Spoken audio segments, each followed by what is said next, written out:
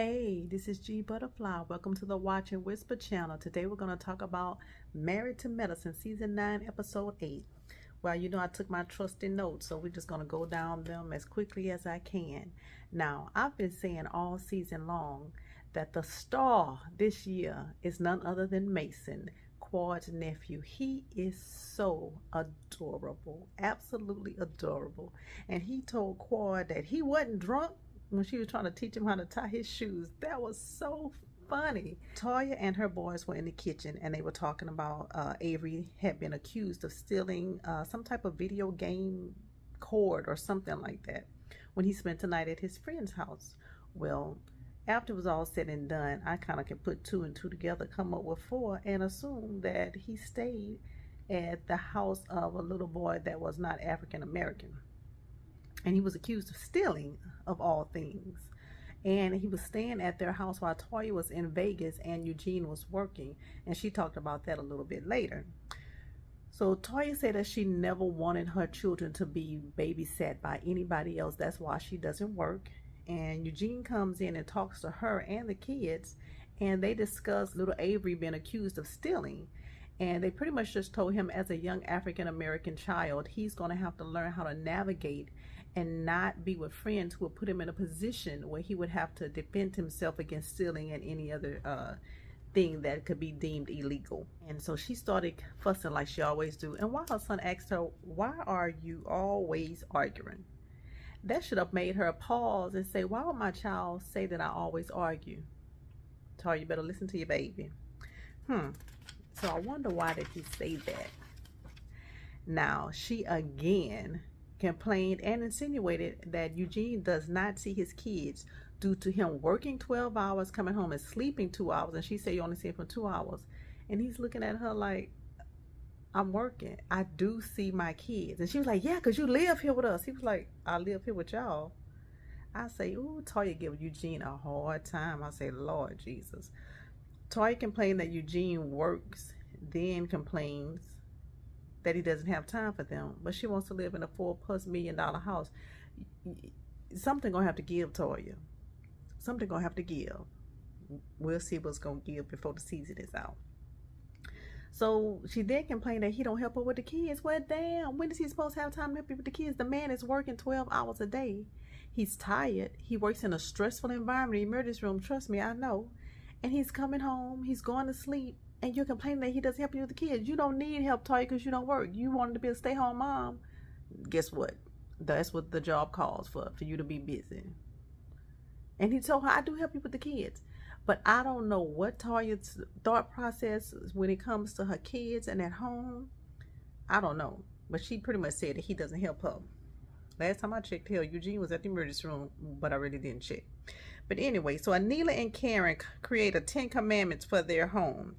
She's still saying how she cannot take care of her own damn kids. Why you can't take care of your own kids? What is wrong with you? I'm trying to figure it out. Karen, I forgot how his name is pronounced. He pretty much said he really don't want her mama there. But if she have to come, she's going to have to follow rules. So they came up with the 10 commandments of their household, and they joked around about it. They joked around about the 10 commandments, and he was so impressed with his 10 commandments, he put it in a frame. So I thought that was real cute. Karen gave the rules to Anila's parents when they arrived, and they looked at him pretty much said, "When did kids start giving parents rules?" And Karen said that they made the rules for the parents, and she said, "Oh no, you made rules for us?" She said, "Oh no, kids are not making rules for the parents." And the dad said that rules don't apply to them. The number one rule: thou shalt not interfere with the care or discipline of the children. Anila mom said, "You're 48 and I'm 68. I have more experience than you." I said, you know what, this could be a culture thing, because you really don't find this to my knowledge, in African American homes, where the parents just come in and take over and do what they want to do in the home. But in their culture, this may be something that's normal and acceptable. So Cecil and Simone, they hosted dinner at their house. And Heavenly and Damon were the first to arrive. Cecil and Heavenly hugged, but it looks real tense. It doesn't look genuine, but when he hugged Damon, you could tell that was a very genuine hug. But I think Cecil was still salty about, what's her name, Heavenly. getting on his ass on Twitter a couple of years back. I don't think he's let that go, but he's cordial when he has to be, because I think he really likes Damon. Heavenly asked the chef if they had any food because they was ready to eat, and Damon was still in his scrubs. He said he came straight from work. So Cece and Simone want to inform everyone that they're still writing a relationship book, and Heavenly said something slick, and the look on Damon's face like, damn, buddy, you doing it again. Contessa and Scott arrived, and she had a banana pudding. And as usual, Contessa is, I don't know who is her stylist. I don't know what's going on. But who did her makeup?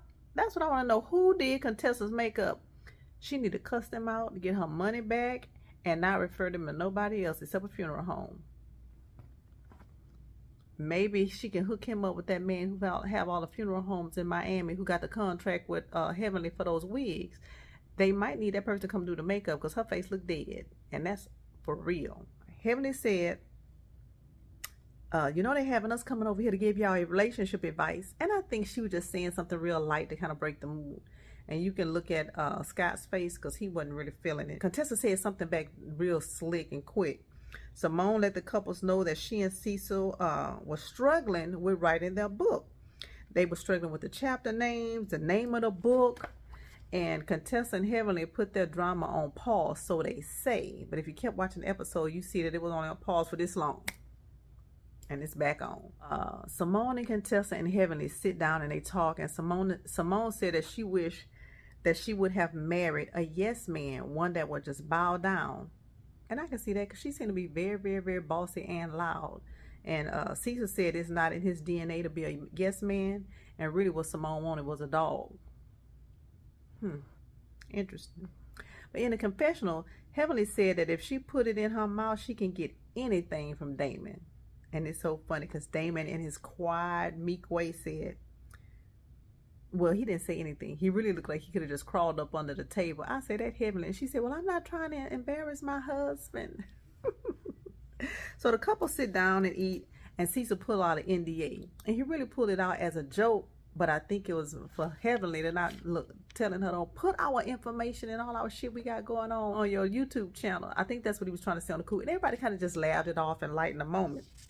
But who did Contessa makeup? Y'all know I'm still trying to figure out who did that Did she let her little girl Layla do that? I wonder. I know a professional did not do her makeup. I know. And if they did, they need to have their license revoked or whatever you got to get your to do makeup. They need to lose it because that was not the business when I saw her face. So Damon said that women don't know how damaging their words can be and how they just don't know how to stop. They just take it too far. And Contessa, oh, you must be talking about Heavenly. I say, Contessa, if you just shut your mouth for a minute. He was speaking in general terms. And he said, I'm just speaking in general. I think he could have been talking to Heavenly, but not making it so obvious that he was talking to her. Because yes, we know Heavenly can take it all the way too far. And she say that. She say that she knows she can be harsh and she can go too far. But Contessa got so aggressive with Damon. And everybody that's been watching this series know that Damon is not confrontational. He kind of says what he means and he keep it moving. And Contessa just popped off. So Damon asked Heavenly, please don't go back and forth with her. Because Contessa and Heavenly started going back. One was like, fuck you. No, fuck you, Heavenly. They was going back and forth. Simone sitting in the middle. You know, I think Scott or somebody was sitting on the other side just looking around and still eating. So Contessa jumped flower Damon. And he was right. The issues that they have is just really straight bullshit. All they got to do is just, okay, is it going to be resolved or it's not? Resolve it and keep it moving. Me personally, I can't do all that back and forth, mad, fussing. I can't do it. You say what you got to say. I'm going to say what I got to say. Either we're going to accept it or we're not. And we're going to keep it moving. Life is too short for all of that. I'm not going to be able to do it. Damon told Heavenly she could just, if she would just listen to him. And it looked at this moment. This was the first peak. And it's been 9 seasons. This is the first peak we've had of Damon getting upset with Heavenly and pretty much telling her, shut the hell up and stop doing what you're doing because you're a part of the problem also. And he may not have said it in those words, but that's exactly what he meant, because he told her in that call, don't talk to me for a minute. Let me just cool down. And if you notice, Heavenly didn't say a word, because she talk big and she talk rough, but she's submissive when it comes to her husband, and she listens to her husband, and that's a good thing. I think overall she listens to Damon. And Damon said that he was just sick of the lady's shit, and if they would all just find the power to forgive, they could be a lot further along in their friend group and in their friendships with each other. Cecil told Damon to give Heavenly just a little slack, because it was a lot of back and forth, and I think he was just trying to get Damon to see that it wasn't just Heavenly. And that was his way, I think, of acknowledging that Contessa played a part in that blow up in the house. I don't even think it would have went that far if Contessa wouldn't have said anything and just let Damon say what he had to say. And she was like, we had the same credentials, we the same doctor, we make the same money, and he not gonna tell me and chastise me and la la la la la. I say, ooh-wee. So the ladies prepare for the O shot at Jackie's doctor's office. And it is a orgasmic treatment, and she said it takes your vagina to the next level. Jackie said it usually costs $2,500, and she's already done 100 of them. So that means she made $250,000. I'm saying, I ain't mad at you, Jackie. Jackie is a one on this show who has every single system, Lord, I'm thinking about work. Every single season, she has come up with some type of business. She's come up with something, and she's maximized the exposure on this show. And Jackie is just doing a damn thing. I said, go ahead, Jackie.